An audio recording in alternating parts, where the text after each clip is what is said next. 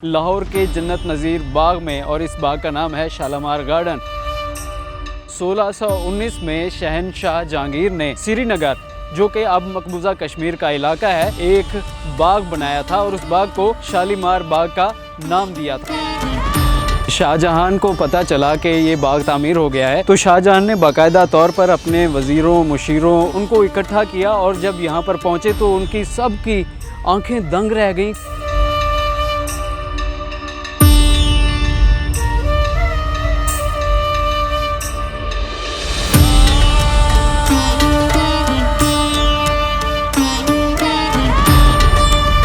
अस्सलामुअलैकुम, GTV की series अर्ज़ पाक में खुशामदीद। मैं हूं आपका मेज़बान शहरियार ख़ान और आज हम मौजूद हैं लाहौर के जन्नत नज़ीर बाग में, और इस बाग का नाम है शालीमार गार्डन। इसकी हिस्ट्री के बारे में बताएंगे, इसके खूबसूरत पॉइंट्स को एक्सप्लोर करेंगे और आपको बताएंगे कि यहाँ पर दुनिया की कौन कौन सी बड़ी हस्तियाँ आ चुकी हैं। तो चलिए मेरे साथ सफ़र का आगाज़ करते हैं।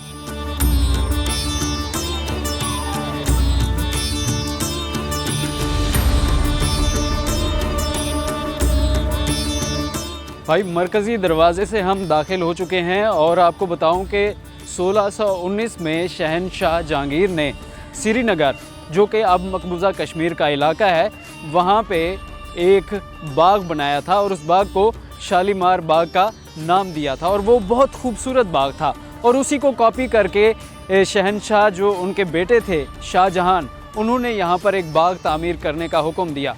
यहाँ पर बादशाह आए और अपने एक जो चीफ़ इंजीनियर थे अली मर्दान, उनसे कहते हैं कि यार अली मर्दान, यहाँ पे मैं चाहता हूँ कि उस जैसा एक बाग बनाया जाए। अली मर्दान ने कहा कि कोई मसला ही नहीं है।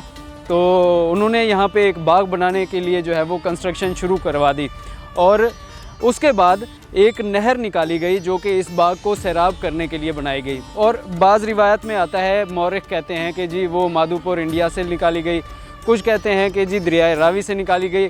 खैर हमें क्या, नहर तो निकाली गई और बहुत ही खूबसूरत गार्डन भी बनाया गया। इसके 3 तख्ते हैं जिसे फराह बख्श, हयात बख्श और फैज़ बख्श कहा जाता है। इनके नाम के बारे में भी बताएंगे और इनका पूरा विज़िट भी करवाएंगे। तो आ जाएं मेरे साथ।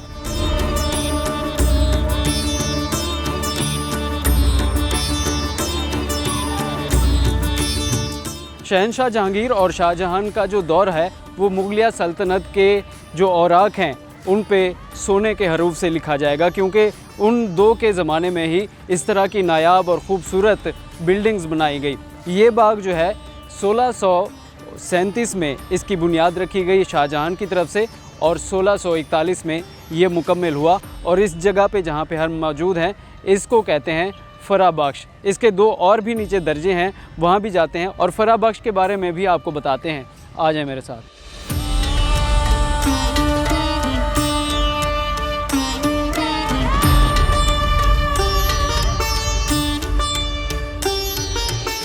जिस जगह पर इस वक्त मैं मौजूद हूँ, ये सबसे ऊपर वाला जो है वो चबूतरा कहलाता है और हर चबूतरे का आपस में डिस्टेंस 4.5 मीटर यानी कि तकरीबन 12 फीट के करीब है।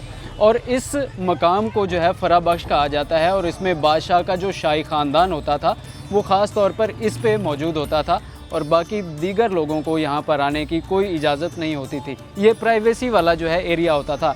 इसमें जो फव्वारों की तादाद है वो मैं आपको बताऊँ कि इसमें 105 फव्वारे जो है वो नस्ब किए गए हैं। और फव्वारों की जो टेक्नोलॉजी है, जो उस वक्त ये फव्वारे चलते थे और इनमें से पानी निकलता था, वो आज तक भी नहीं समझी जा सकी कि ये टेक्नोलॉजी किस तरह से यूटिलाइज़ की गई थी और जो नहर का पानी आता था और ये कैसे फव्वारे ऑटोमेटिकली काम करते थे। अभी तो इसका हाइड्रोलिक सिस्टम है फराह बख्श का, और भी मैं आपको हिस्सा दिखाता हूँ। ये मेरे पीछे आप देखेंगे, ये बिल्डिंग है जहाँ पर जो शाही ख़ानदान है वो महफ़िलों का और दीगर जो दरबार होता है उसका लुत्फ़ लेते थे यहाँ से, मौसम का। यहाँ पर शाही ख़ानदान विराजमान होता था इस एरिया पे। अंदर आ जाए, मैं अंदर वाली जगह आपको दिखाता हूँ।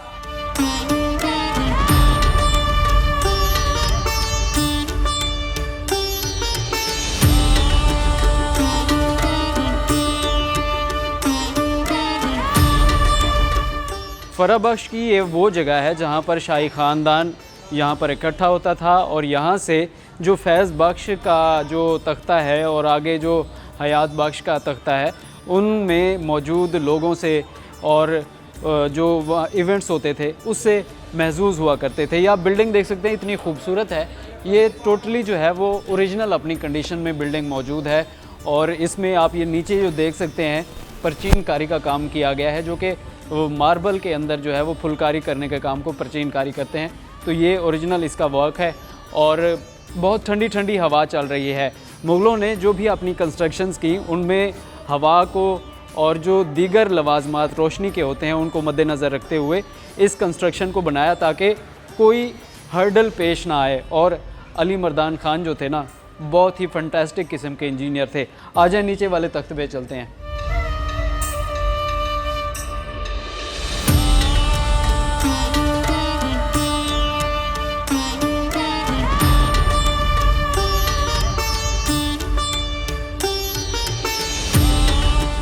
यार वैसे अंदाज़ा लगाइए कि कितने खूबसूरत रास्ते बनाए गए हैं। तहखाने की जो है वो फीलिंग आ रही है और एब्रप्ट रास्ता नहीं है, बिल्कुल सामने से साइड से ये सीढ़ियाँ जा रही हैं और ये आगे जाके नीचे वाला जो तख्ता है जिसे फैज़ बख्श कहा जाता है वहाँ पे जाएंगी। तो हम भी वहाँ जा रहे हैं, हमारे साथ आइए।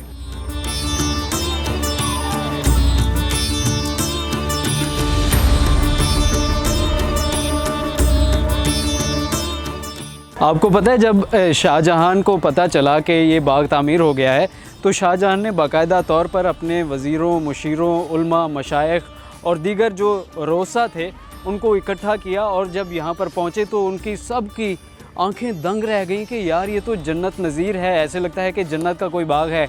और जो उनके साथ थे वो उनका ये मौक़िफ़ था कि इस तरह का बाग हमने अपनी ज़िंदगी में दुनिया भर में कहीं पर भी नहीं देखा।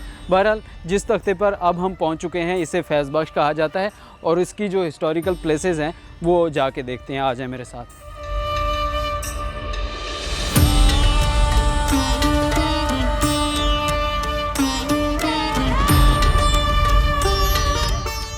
भाई जिस जगह अभी मैं पहुंचा हूं ये जो है वो आबशार बनाई गई थी। यहाँ से अब भी पानी चलता है, करंटली पानी इसमें नहीं चल रहा लेकिन इसमें से पानी बहता है और ये इसकी ओरिजिनल कंडीशन है। और साथ में जो है वो बादशाह का तख्त लगता था यहाँ पे, ये भी आपको दिखाता हूँ, आए ज़रा।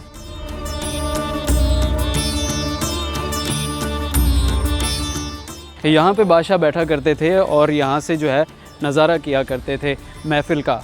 ये जो सामने आप देख रहे हैं चबूतरा, वहाँ पे जो है वो डांस परफॉर्मेंसेस हुआ करती थी और जो साइड पे जो चबूतरे बारादरी टाइप बनाए गए हैं वहाँ पे जो है वो साजिंदे जो है वो साज़ बजाया करते थे, यानी कि इंस्ट्रूमेंट्स। जिस तरह से हमारा गिटार है वहाँ पर सितार और तबला वगैरह इस तरह के इंस्ट्रूमेंट्स प्ले करते थे। यहाँ पर जो है वो रक़्स हुआ करता था और गायकी हुआ करती थी और यहाँ पर बादशाह उन चीज़ों से महजूज़ हुआ करते थे। इस एरिया में जो फव्वारे लगे हुए हैं उनकी तादाद 152 यानी कि 152 है। बहुत ही खूबसूरत है और ये देखिए मार्बल का वैसे का वैसे तख्त है।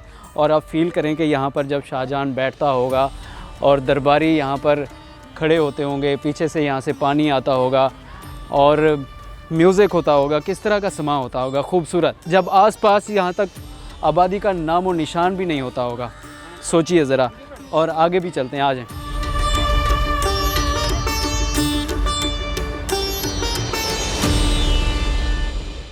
भाई जिस जगह पे मैं अभी मौजूद हूँ इसे सावन बादू पवेलियन कहा जाता है। पवेलियन मतलब के चबूतरा, और ये एक चबूतरा ये है और एक ये है। इनको सावन बादू इसलिए कहा जाता है कि ये समर और विंटर की रेलेवेंसी से इसको रजिस्टर्ड किया गया है। और यहाँ पर जो है जो मलकाएँ होती थी, ख़ास तौर पर कहा जाता है जो महरुनिसा थी, जो शहज़ादी थी, वो यहाँ पर बैठ के शेर व शायरी किया करती थी और यहाँ पर इंजॉय किया करती थी मौसम को। और इसके नीचे जो है ये जो जगह है ये ख़ास एक मकाम है जो नीचे जाके मैं आपको बताता भी हूँ और दिखाता भी हूँ। आ जाएं।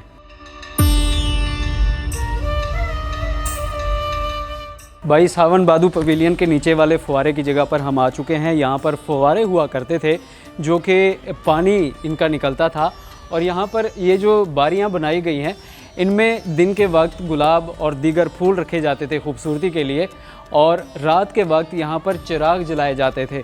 और जब चिरागों की रोशनी यहाँ पर पड़ती थी फव्वारों से निकलते हुए पानी पे, तो ऐसे लगता था जैसे कि सावन की बरसात हो रही हो और छम छम आवाज़ से महजूज़ होते बादशाह, मलिकाएँ, शहज़ादे, शहज़ादियाँ यहाँ पर इंजॉय किया करते थे।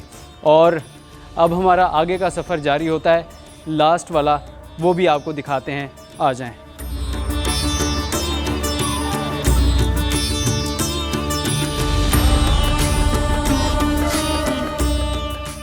सबसे लास्ट वाले तख्त पे हम पहुंच चुके हुए हैं और आपको मैं हिस्ट्री बताऊं कि इसने कितने बड़े बड़े शानदार इवेंट्स जो है वो देखे हैं।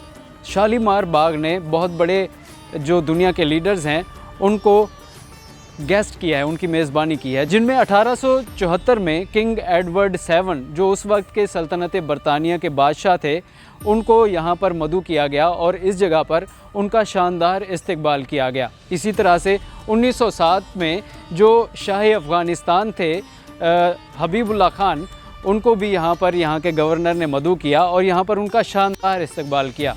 इसी तरह से 1950 में जो शाह ईरान थे मोहम्मद पहलवी, उनको भी यहाँ पर इनवाइट किया गया और उनके एजाज़ में बहुत बड़ी दावत भी रखी गई। इसी तरह से अगर आप देख लें, मलका बरतानिया क्वीन एलिज़ाबेथ यहाँ पर आई और तुर्की के साबिक सदर जलाल बाबा यहाँ पर आए, चीन के वज़ीर आज़म चो एन लाई यहाँ पर आए। उसके अलावा अमेरिका के जो साबिक सदर हैं जॉन एफ कैंडी, वो भी यहाँ पर तशरीफ़ लेकर आए थे।